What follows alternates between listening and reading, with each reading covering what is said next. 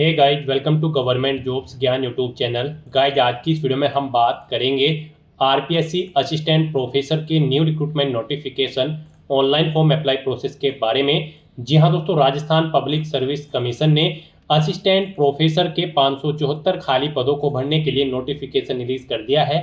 कैसे आप इस भर्ती में पार्टिसिपेट करने के लिए अपने फॉर्म अप्लाई कर सकते हो बिना कोई मिस्टेक किए हुए, इसकी पूरी जानकारी हम आपको step by step one time registration से लेकर प्रिंट तक इस वीडियो में देंगे। बस आपको इस वीडियो को स्किप के बिना शुरू से लेकर एंड तक देखना है। उसके बाद वीडियो पसंद आए तो इसे लाइक और शेयर कर दें। चैनल पर नए हो तो इसे सब्सक्राइब कर लें। साथ ही साथ आपको फॉर्म अप्लाई करते हुए जो भी प्रॉब्लम फेस हो रही है उन सभी का हल आपको इस वीडियो में मिल जाएगा। कैसे यहाँ पर आपको अपना OTR करना है, कैसे आपको अपनी प्रोफाइल यहाँ पर अपडेट करनी है, KYC करनी है, लाइव फोटो कैप्चर करना है, अपने डॉक्यूमेंट अपलोड करने हैं, एजुकेशनल क्वालिफिकेशन की डिटेल देनी है, किस डॉक्यूमेंट को आपको कितने KB में अपलोड करना है, पूरी जानकारी आपको इस वीडियो में दी जाएगी। बस आपको एंड तक हमारे साथ इस वीडियो में बने रहना है।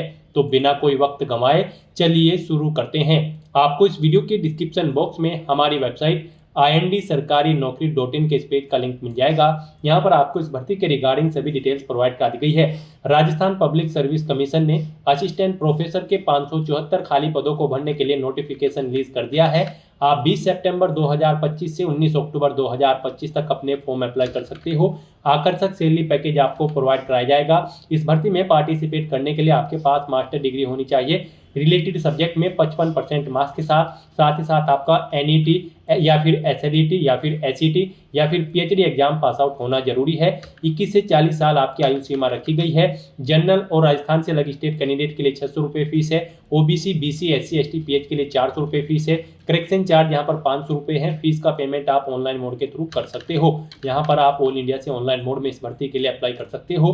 उसके लिए आपको इस पेज को नीचे स्क्रॉल डाउन करना है, इंपोर्टेंट लिंक सेक्शन में आना है, ऑफिशियल नोटिफिकेशन PDF लिंक पर क्लिक करके इस भर्ती के नोटिफिकेशन को ओपन कर लेना है और इसमें से आपको पूरी डिटेल रीड कर लेनी है। यहाँ पर आपको सभी डिटेल्स प्रोवाइड कर दी गई है, जैसे कि क्या पोस्ट का नाम है, कितनी उसके लिए नंबर ऑफ वैकेंसीज है, किस कैटेगरी के लिए कितनी वैकेंसीज है, किस सब्जेक्ट के प्रोफेसर के लिए कितनी वैकेंसीज है, कैसे आप अप्लाई कर सकते हो, कब से कब तक आप अप्लाई कर सकते हो, पूरी जानकारी आपको इस नोटिफिकेशन में दे दी गई है। आप सभी डिटेल्स यहाँ से रीड करें, उसके बाद अपने फॉर्म अप्लाई कर लें। फॉर्म अप्लाई करने के लिए भी आपको हमारी वेबसाइट के इसी पेज पर ही अप्लाई ऑनलाइन का लिंक दिया गया है। जैसे ही आप इस लिंक पर क्लिक करेंगे आपके सामने राजस्थान सिंगल साइन ऑन का ये ऑफिशियल पोर्टल ओपन होगा। यहाँ पर गाइज, अगर आपने राजस्थान सिंगल साइन ऑन के पोर्टल पर पहले से रजिस्ट्रेशन कर रखा है तो यहाँ पर आकर आपको अपनी SSO ID या फिर यूजर नेम एंटर करना है, अपना पासवर्ड आपको एंटर करना है, ये कैप्चा कोड आपको यहाँ पर एंटर करना है और लॉगिन की इस बटन पर क्लिक करके आपको अपने डैशबोर्ड में लॉगिन कर लेना है और फिर वहाँ से आपको अपना फॉर्म अप्लाई करना है।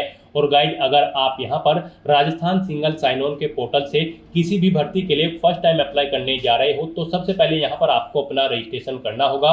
उसके लिए आपको रजिस्ट्रेशन की ये टैब दी गई है, तो यहाँ पर आपको रजिस्ट्रेशन की इस टैब पर क्लिक करना है। उसके बाद आपके सामने यहाँ पर रजिस्ट्रेशन का इंटरफेस ओपन होगा। यहाँ पर भी आपके पास दो ऑप्शन है, आप सिंपली सिटीजन या फिर उद्योग है तो आप इस ऑप्शन पर क्लिक करें, गवर्नमेंट एम्प्लॉय है तो आप इस ऑप्शन पर क्लिक करें, गवर्नमेंट एम्प्लॉय की टैब पर। फिर यहाँ पर आप अपना SIPF इस ऑप्शन पर क्लिक करें, फिर आप अपना SIPF नंबर एंटर करें, अपना SIPF का पासवर्ड एंटर करें और नेक्स्ट ऑप्शन पर क्लिक करके अपना रजिस्ट्रेशन की आगे की टास्क कंप्लीट कर ले। गाइस, यहाँ पर अगर आप सिंपली सिटीजन है तो आपको इस ऑप्शन पर क्लिक करना है। फिर यहाँ पर आपको रजिस्ट्रेशन करने के लिए दो ऑप्शन मिलेंगे। आप यहाँ पर जन आधार और गूगल के थ्रू अपना रजिस्ट्रेशन कर सकते हो। जन आधार के थ्रू केवल राजस्थान रेजिडेंट के कैंडिडेट ही अपना रजिस्ट्रेशन कर सकते हैं और गूगल के थ्रू यहाँ पर राजस्थान के साथ साथ सभी स्टेट के कैंडिडेट अपना वन टाइम रजिस्ट्रेशन कर सकते हैं। तो यहाँ पर आपको गूगल के इस ऑप्शन पर क्लिक करना है। उसके बाद आपके सामने कुछ इस तरह से इंटरफेस ओपन होगा। अब यहाँ पर आपको अपनी जीमेल ID एंटर करनी है और फिर आपको नेक्स्ट के इस ऑप्शन पर क्लिक कर देना है। उसके बाद यहाँ पर आपको कंटिन्यू की स्टेप पर क्लिक करना है। नेक्स्ट आपके सामने कुछ इस तरह से इंटरफेस होगा। आपकी ईमेल ID के शुरू के कैरेक्टर को यहाँ पर आपका SSO ID या फिर यूजर नेम सेट कर दिया गया है SSO की तरफ से। अगर इसमें आप चेंज करना चाहते हैं तो आप अपने अकॉर्डिंग ABCD XYZ कुछ भी आप इसमें चेंज कर सकते हो। और फिर यहाँ पर अगर ये ग्रीन कलर में है तो यानी कि ये यूजर नेम अवेलेबल है, और अगर ये रेड कलर में होगा और यहाँ पर क्रॉस का निशान होगा तो फिर ये अवेलेबल नहीं होगा। आपको उसमें कुछ चेंज करना होगा और अपने अकॉर्डिंग यहाँ पर आपको अपना यूजर नेम सेट कर लेना है। उसके बाद यहाँ पर आपको अपना पासवर्ड एंटर करना है। गाइस यहाँ पर आपका पासवर्ड 8 से 30 कैरेक्टर के बीच में होना चाहिए। यहाँ पर आपको पासवर्ड की गाइडलाइन दी गई है। इस गाइडलाइन के अकॉर्डिंग आपको अपना पासवर्ड यहाँ पर रेडी करना है। आपको कुछ इस फॉर्मेट में अपना पासवर्ड यहाँ पर रेडी करना है। मीन्स आपका पासवर्ड यहाँ पर अल्फा न्यूमेरिक फॉर्मेट में होना चाहिए। आपके पासवर्ड में कम से कम एक अपर केस कैरेक्टर, एक लोअर केस कैरेक्टर, एक इंटीजर नंबर और एक स्पेशल कैरेक्टर जैसे कि @ या फिर डॉलर होना चाहिए। तो इस फॉर्मेट में यहाँ पर आपको अपना पासवर्ड सेट करना है। वही पासवर्ड आपको कंफर्म पासवर्ड फील्ड में एंटर करना है। उसके बाद यहाँ पर आपको अपना मोबाइल नंबर एंटर करना है। फिर आपको इसे नीचे स्क्रॉल डाउन करना है। फिर यहाँ पर आपको अपना मोबाइल नंबर एंटर करना है या फिर ईमेल आईडी एंटर करनी है। और उसके बाद गाइस यहाँ पर आपको रजिस्टर की इस टैब पर क्लिक कर देना है। इस तरह से यहाँ पर आपका रजिस्ट्रेशन सक्सेसफुली कंप्लीट हो जाएगा। आपको एक यूजर आईडी और पासवर्ड आपके रजिस्टर्ड मोबाइल नंबर पर सबमिट कर दिया गया है। आपको उसे केयरफुली नोट डाउन करके रख लेना है फ्यूचर यूज के लिए। और यहाँ पर अब आपको ओके के इस बटन पर क्लिक करना है। नेक्स्ट आपके सामने कुछ इस तरह से इंटरफेस ओपन होगा। गाइस यहाँ पर अब आपको अपनी SSO आईडी या फिर यूजर नेम एंटर करना है। उसके बाद आपको अपना पासवर्ड एंटर करना है जो आपके मोबाइल नंबर पर आया है या फिर आपने जो क्रिएट किया है। उसके बाद आपको ये कैप्चा कोड यहाँ पर एंटर करना है और फिर आपको यहाँ पर लॉगिन की इस टैब पर क्लिक कर देना है। और गाइस यहाँ पर अगर आप अपनी SSO आईडी भूल गए हैं या फिर पासवर्ड भूल गए हैं तो यहाँ पर आप I forget my digital identity SSO ID के सामने क्लिक हियर के इस लिंक पर क्लिक करें और फिर यहाँ पर आप अपनी बेसिक डिटेल्स प्रोवाइड कराते हुए अपनी SSO आईडी गेट कर लें। पासवर्ड भूल चुके हैं तो उसके लिए भी आप क्लिक हियर के इस लिंक पर क्लिक करके अपना पासवर्ड गेट कर सकते हैं। अगर मल्टीपल SSO आईडी है तो आप क्लिक हियर टू मर्ज इस ऑप्शन पर क्लिक करके अपनी SSO आईडी यहाँ पर मर्ज कर सकते हैं। तो बस यहाँ पर अब आपको अपनी यूजर आईडी और पासवर्ड एंटर करके और ये कैप्चा कोड एंटर करके अपने डैशबोर्ड में लॉगिन करना है। नेक्स्ट आपके सामने कुछ इस तरह से इंटरफेस ओपन होगा। गाइस यहाँ पर अब आपको अपनी प्रोफाइल अपडेट करनी है। सबसे पहले यहाँ पर अगर आप अपना फोटो ऐड करना चाहते हैं तो आप इस फोटो पर क्लिक करें। फिर यहाँ पर आप इस फोटो पर क्लिक करें। उसके बाद यहाँ पर आप इस ऑप्शन पर क्लिक करें और अपना फोटो सेलेक्ट करके यहाँ पर आप उसे अपडेट कर सकते हैं। अपना प्रोफाइल फोटो यानी कि आप यहाँ पर सेट कर सकते हो। उसके बाद यहाँ पर आप अपना फर्स्ट नेम चेंज करना चाहते हैं तो इसे आप चेंज कर सकते हैं। लास्ट नेम चेंज करना चाहते हैं तो इसे आप चेंज कर सकते हैं। उसके बाद यहाँ पर आपका जो डिस्प्ले नेम, आपकी प्रोफाइल का जो डिस्प्ले नेम होगा वो यहाँ पर आप एंटर कर दें। इसे आप अपने अकॉर्डिंग यहाँ पर सेट कर सकते हैं। फिर यहाँ पर आपको अपनी डेट ऑफ बर्थ इस कैलेंडर में से सिलेक्ट कर लेनी है। उसके बाद यहाँ पर आपको अपना जेंडर सिलेक्ट करना है, आप मेल हो, फीमेल हो या फिर ट्रांसजेंडर या फिर अदर। उसके बाद यहाँ पर आपको अपना मोबाइल नंबर एंटर करना है। यहाँ पर आप इस ऑप्शन पर क्लिक करें, अपना मोबाइल नंबर एंटर करें और फिर आप सेंड OTP ऑप्शन पर क्लिक करें। उसके बाद आपके रजिस्टर्ड मोबाइल नंबर पर एक OTP जाएगा। वो OTP आपको यहाँ पर वेरीफाई करना है। तो यहाँ पर आपको अपना OTP एंटर करना है जो आपके मोबाइल नंबर पर आया है और उसके बाद आपको यहाँ पर वैलिडेट OTP के इस ऑप्शन पर क्लिक करके अपना मोबाइल नंबर यहाँ पर वेरीफाई कर लेना है। फिर यहाँ पर अगर आपके पास कोई लैंडलाइन नंबर है तो आप एंटर कर सकते हैं, नहीं है तो आप इस कॉलम को खाली छोड़ दें। फिर यहाँ पर आपको अपना एड्रेस एंटर करना है। उसके बाद आपको अपना पोस्टल कोड देना है, अपनी सिटी या फिर डिस्ट्रिक्ट यहाँ पर आप एंटर करें। और गाइस यहाँ पर उसके बाद आप अपना स्टेट सिलेक्ट कर लें, जिस स्टेट से आप बिलोंग करते हैं।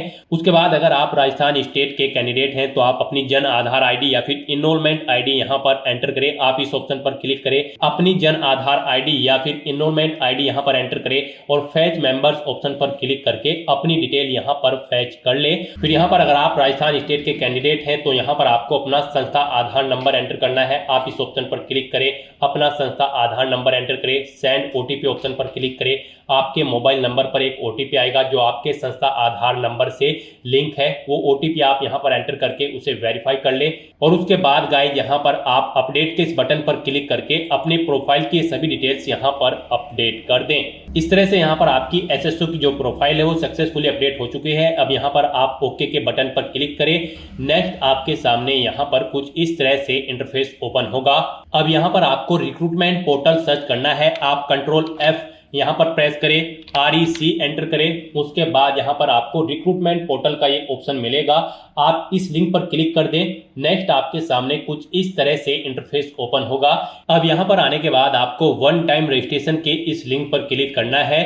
उसके बाद आपके सामने यहाँ पर कुछ इस तरह से इंटरफेस ओपन होगा। अब यहाँ पर आपको अपने वन टाइम रजिस्ट्रेशन की डिटेल प्रोवाइड करानी है। अब यहाँ पर आपसे सबसे पहले पूछा गया है कि क्या आप राजस्थान स्टेट के निवासी हैं, अगर हैं तो यस करें और फिर यहाँ पर आप अपनी जन आधार या फिर एक्नॉलेजमेंट आईडी एंटर करके फैच मेंबर ऑप्शन पर क्लिक करें और अपनी डिटेल यहाँ पर फैच कर ले। और अगर आप राजस्थान के निवासी नहीं हैं तो यहाँ पर आपको नो ऑप्शन सेलेक्ट करना है। उसके बाद यहाँ पर आपको अपना आधार नंबर एंटर करना है और फिर यहाँ पर आपको एग्री की स्टेप पर क्लिक कर देना है। उसके बाद यहाँ पर आपके सामने कुछ इस तरह से पॉपअप शो होगा। यहाँ पर आपसे पूछा गया है कि क्या आप राज्य भर्ती पोर्टल को एक बार पंजीकरण यानी कि ओटीआर के लिए मेरे आधार विवरण, नाम, पिता का नाम, लिंग और जन्म दिनांक का उपयोग करने की अनुमति प्रदान करते हो या फिर करती हो।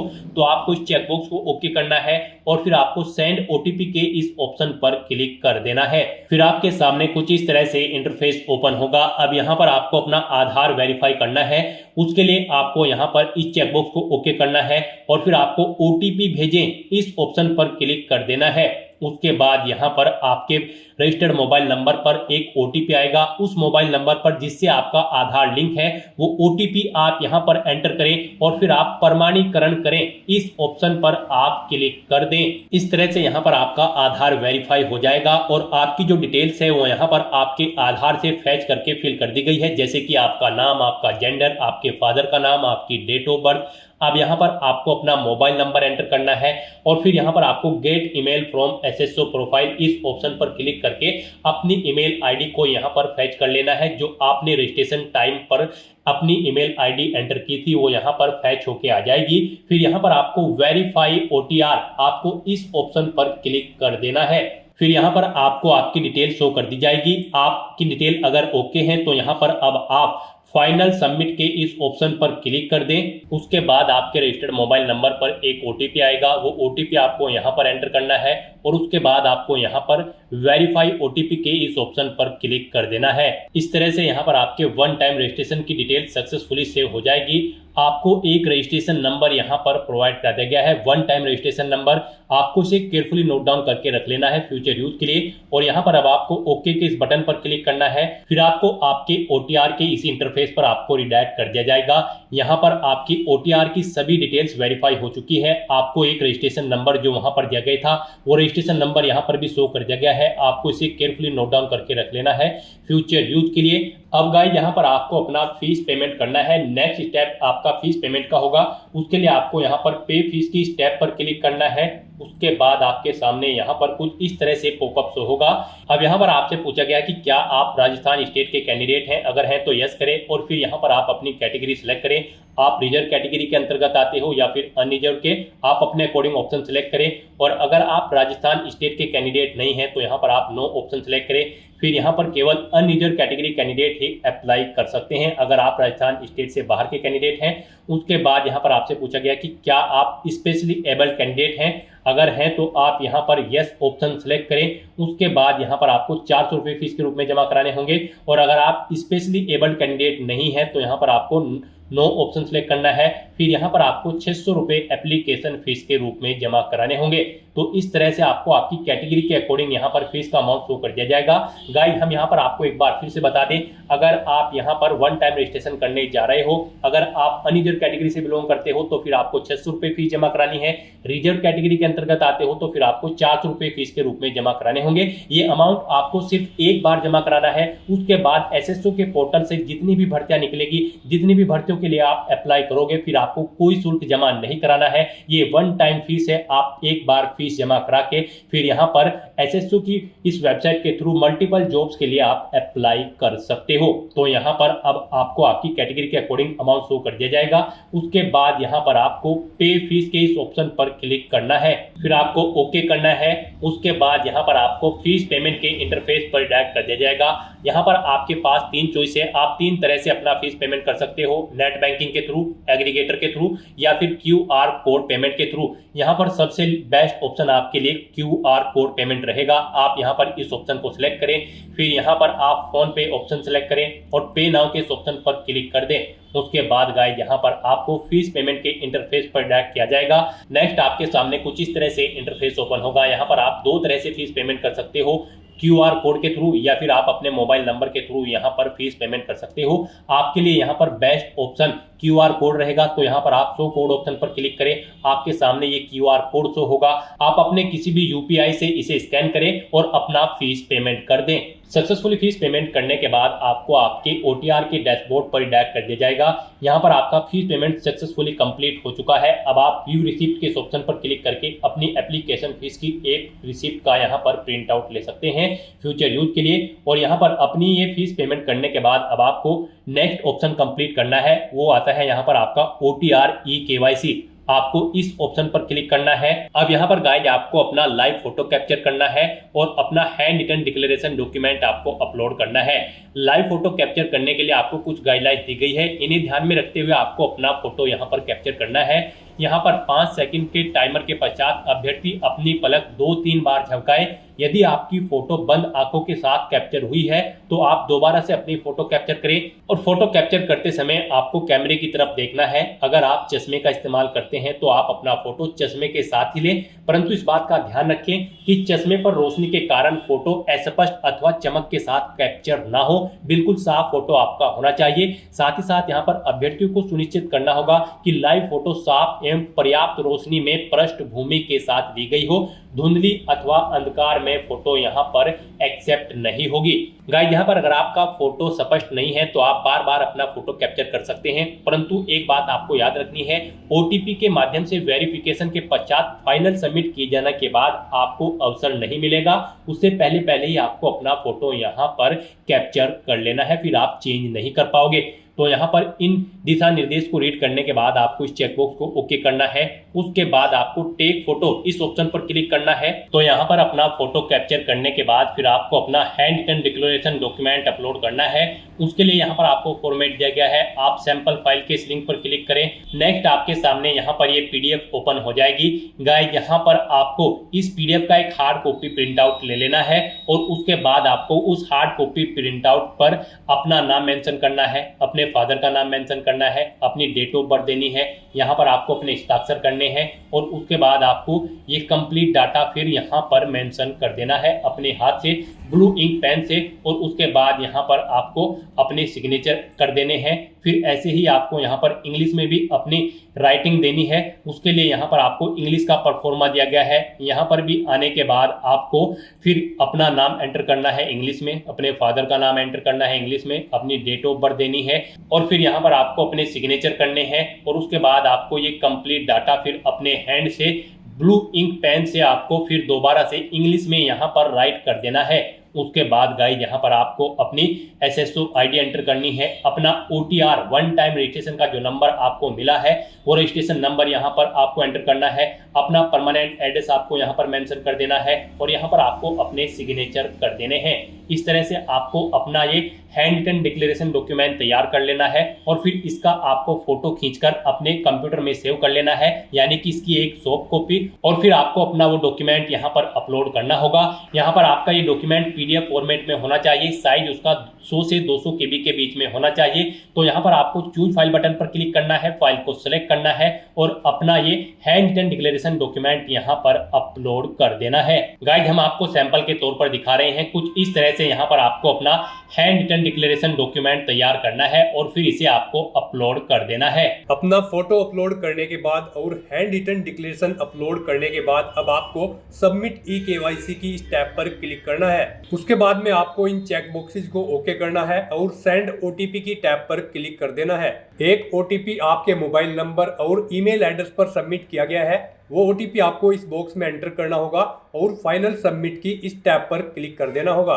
इस तरह से आपकी OTR eKYC कंप्लीट हो चुकी है। तो यहाँ पर अब आपके तीनों स्टेप कंप्लीट हो चुके हैं। आपकी प्रोफाइल यहाँ पर अपडेट हो चुकी है, फीस पेमेंट आप कर चुके हो, अपनी eKYC आप कंप्लीट कर चुके हो। अब यहाँ पर आकर आपको होम के इस लिंक पर क्लिक कर देना है। नेक्स्ट आपके सामने कुछ इस तरह से इंटरफेस ओपन होगा। यहाँ पर आपको आपके डैशबोर्ड में ऑनगोइंग रिक्रूटमेंट के सेक्शन में आना है और यहाँ पर असिस्टेंट प्रोफेसर की पोस्ट पर अप्लाई करने के लिए आपको असिस्टेंट प्रोफेसर कॉलेज के सामने अप्लाई नाउ का यहाँ पर आपको लिंक दिया गया है, आपको इस पर क्लिक करना है। फिर यहाँ पर आपको सब्जेक्ट्स प्रोवाइड करा दिए गए हैं, आप यहाँ पर किस सब्जेक्ट के प्रोफेसर की पोस्ट के लिए अप्लाई करना चाहते हैं उस पर आपको यहाँ पर क्लिक करना है। यहाँ पर आप 2-3 ऑप्शन पर क्लिक करके बाकी के सब्जेक्ट चेकआउट कर सकते हो। तो यहाँ पर आप जिस भी सब्जेक्ट की प्रोफेसर की टीचिंग के लिए अप्लाई करना चाहते हैं उस पर आप क्लिक करें। फिर यहाँ पर आपके सामने डेटा OTR रिव्यू का ये पॉपअप शो होगा। यहाँ पर अगर आप अपनी प्रोफाइल अपडेट करना चाहते हैं तो यहाँ पर आप अपडेट के ऑप्शन पर क्लिक करके अपडेट कर सकते हैं, और अगर नहीं करना चाहते हैं तो फिर यहाँ पर अब आपको प्रोसीड के ऑप्शन पर क्लिक कर देना है।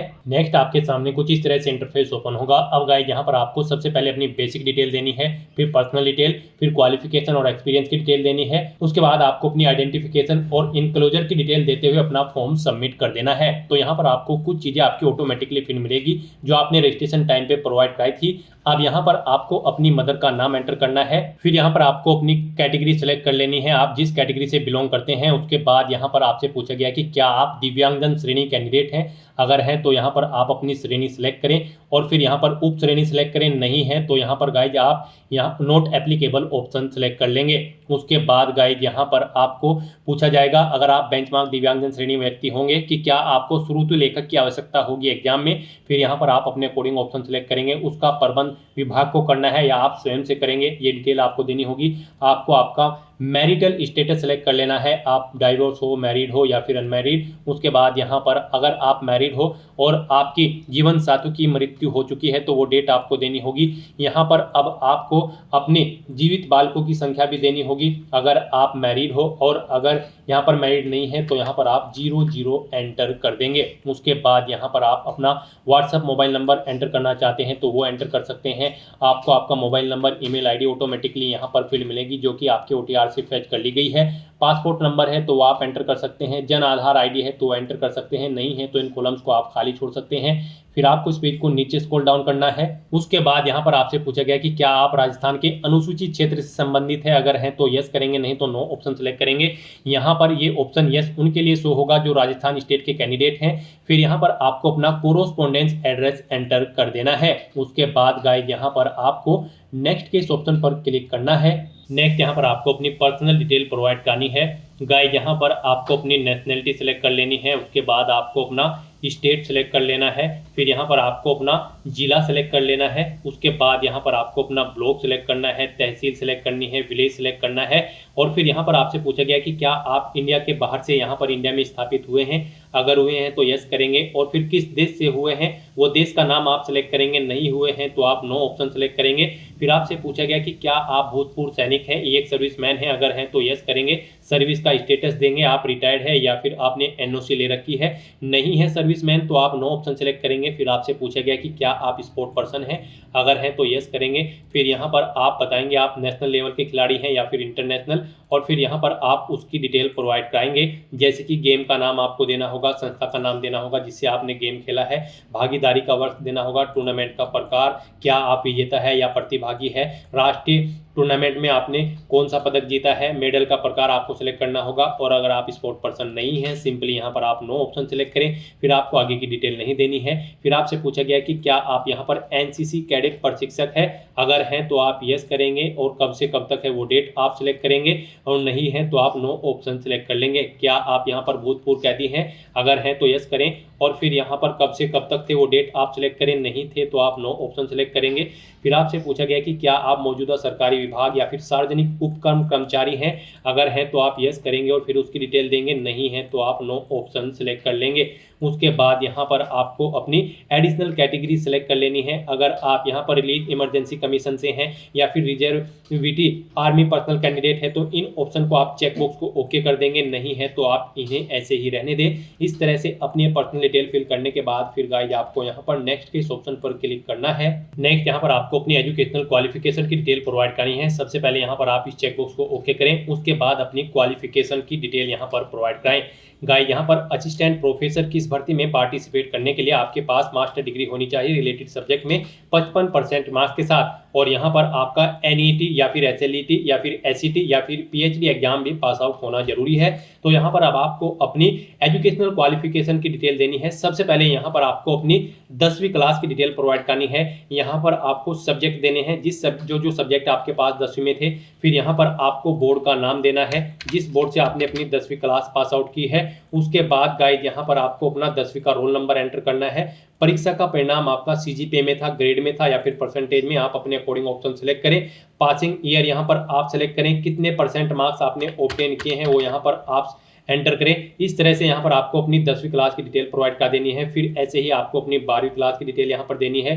फिर आपको अपनी ग्रेजुएशन की डिटेल भी यहाँ पर ऐसे ही देनी होगी। यहाँ पर आप सब्जेक्ट दें, ग्रेजुएशन में आपके पास जो जो सब्जेक्ट थे, फिर यूनिवर्सिटी का नाम दें जिससे आपने अपनी ग्रेजुएशन पास आउट की है, अपना ग्रेजुएशन का रोल नंबर यहाँ पर आप एंटर करें। फिर परीक्षा का परिणाम बताएं, ग्रेड में था, सीजीपीए में, पास आउट या फिर परसेंटेज, आप अपने अकॉर्डिंग ऑप्शन सेलेक्ट करें। पासिंग ईयर यहाँ पर आपको सेलेक्ट करना है। उसके बाद यहाँ पर आपने कितने परसेंट मार्क्स ऑब्टेन किए हैं वो आपको एंटर करने हैं। फिर आपको अपनी पोस्ट ग्रेजुएशन की डिटेल भी ऐसे ही देनी है। यहाँ पर भी आपको सब्जेक्ट देना है जिसमें आपने अपनी पोस्ट ग्रेजुएशन पास आउट की है, यूनिवर्सिटी का नाम देना है। उसके बाद यहाँ पर आपको अपना पोस्ट ग्रेजुएशन का रोल नंबर एंटर करना है।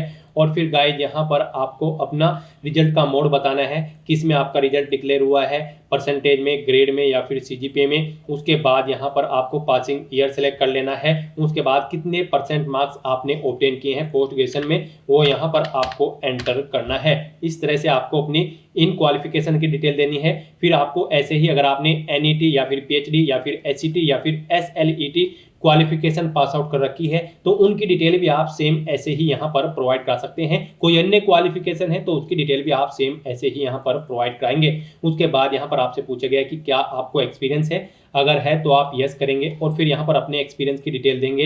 यहाँ पर आपको नियोक्ता का नाम, अपना नाम देना है। फिर आपको अपना रजिस्ट्रेशन नंबर या फिर इंस्टीट्यूट या फिर एम्प्लॉय संस्थान का नाम देना है। अपनी डेजिग्नेशन देनी है, किस पोस्ट पर आप कार्यरत थे, डिपार्टमेंट का नाम देना है जिसमें आप कार्यरत थे, जॉब नेचर देना है, कब से कब तक आपने जॉब की है वो डेट यहाँ पर आपको इन कैलेंडर्स के ऑप्शन पर क्लिक करके सेलेक्ट कर लेनी है। इनके अकॉर्डिंग आपकी सर्विस की लेंथ यहाँ पर कैलकुलेट करके आपको शो कर दी जाएगी। फिर आपको क्या वेतनमान मिलता था, सैलरी कितनी थी वो आपको देनी है, ग्रेड पे यहाँ पर देनी है। और फिर गाइज आपको यहाँ पर ऐड के ऑप्शन पर क्लिक करके अपने एक्सपीरियंस की डिटेल यहाँ पर ऐड कर देनी है।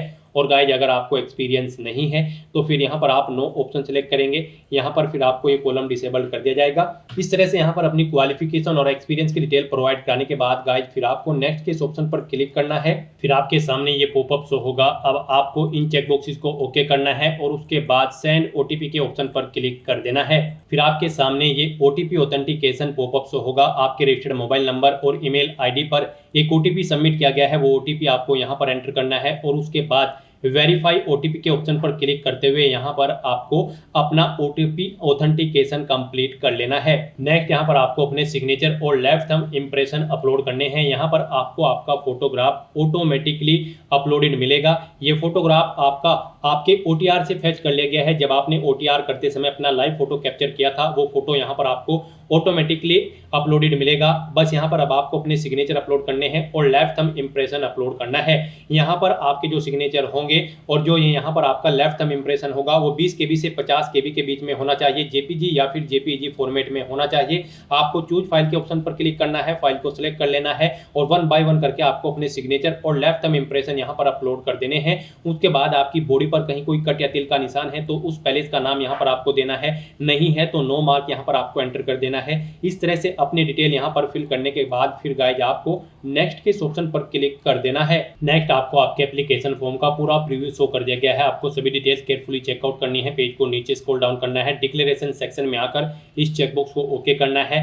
कहीं पर कोई मिस्टेक है तो आप यहाँ पर अपडेट के बटन पर क्लिक करके अपडेट कर सकते हैं, नहीं तो गाइज यहाँ पर बस अब आपको फाइनल सबमिट के इस ऑप्शन पर क्लिक कर देना है। फिर आपके सामने ये पॉपअप शो होगा। आप इस चेकबॉक्स को ओके करें और उसके बाद सेंड ओटीपी के ऑप्शन पर क्लिक कर दें। फिर आपके सामने ये ओटीपी ऑथेंटिकेशन पॉपअप शो होगा। अब यहाँ पर आपके मोबाइल नंबर और ईमेल आईडी पर एक ओटीपी आया होगा, वो ओटीपी आपको यहाँ पर एंटर करना है और उसके बाद वेरीफाई ओटीपी के ऑप्शन पर क्लिक कर देना है। इस तरह से यहाँ पर आपका एप्लीकेशन फॉर्म सक्सेसफुली सबमिट हो चुका है। अब यहाँ पर प्रिंट के इस ऑप्शन पर क्लिक करके आप अपने एप्लीकेशन फॉर्म का एक हार्ड कॉपी प्रिंट आउट ले सकते हो, फ्यूचर यूज के लिए, फ्यूचर रेफरेंस के लिए। तो दोस्तों ऐसे आप आरपीएससी असिस्टेंट प्रोफेसर की इस भर्ती के लिए अपने फॉर्म अप्लाई कर सकते हो बिना कोई मिस्टेक किए हुए। आज की इस वीडियो में बस इतना ही। आई होप ये वीडियो आपको पसंद आई होगी। अगर पसंद आई हो तो इसे लाइक और शेयर करें, चैनल पर नए हो तो इसे सब्सक्राइब कर लें। Thanks for watching.